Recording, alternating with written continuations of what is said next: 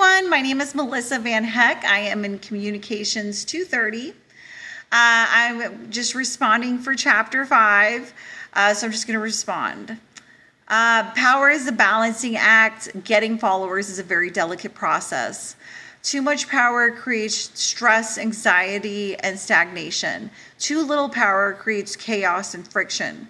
For a meeting to run smoothly, the leader must facilitate the meeting from beginning to end. The task leader must assign every task role.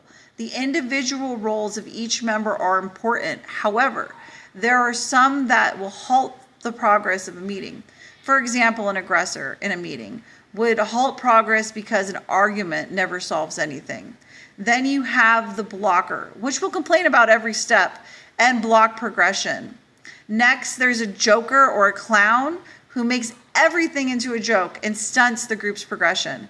There is also a self-confessor who talks about personal or emotional issues that derail the group from the task at hand. All these powers of influence have a negative effects on the overall mission of success. They affect the group in a negative manner and do not help the group. That is why positive task roles are important for every team. It could truly make or break you. The second question, my response.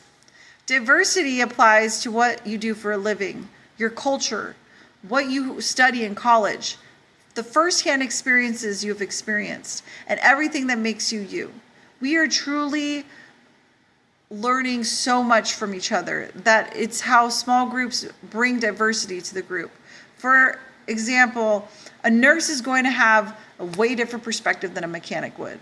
The plethora of information they would have amongst each other, I think, would be astonishing. Every response and viewpoint you have is your own personal diversity that you bring to the table. It is the individualism that diversifies us as people. We are all utterly unique. It is so important to speak up and tell your view because it adds to the small group communication. Your perspective and thoughts add to the group and bring diversity, which brings multicultural aspects to communication. And then here's my response for number 3. We all have self-conception of how we and others should act in school, at home, or work.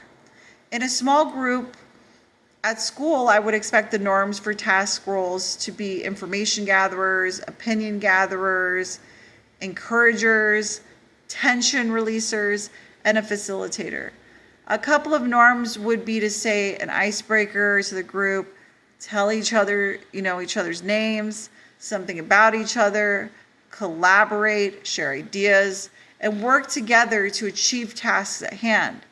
I would be shocked if I dealt with an aggressor or blocker at school.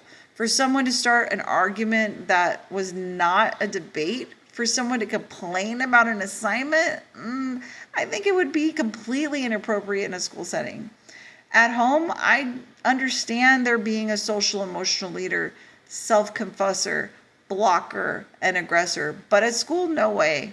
At home, you have lots of different personalities, and at the end of the day, your family, no matter what.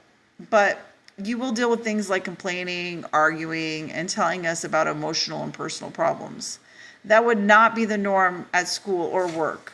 You would have a social emotional leader. As a mom of a family of 4, I am always playing a social emotional leader for everyone.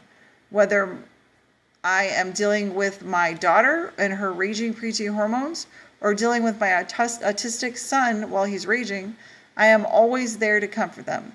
Now, at work, there are all these task roles, which is just how it is. That is the fun thing about working in the real world. You must deal with all types of people and learn to collaborate with them the best you can. That's it.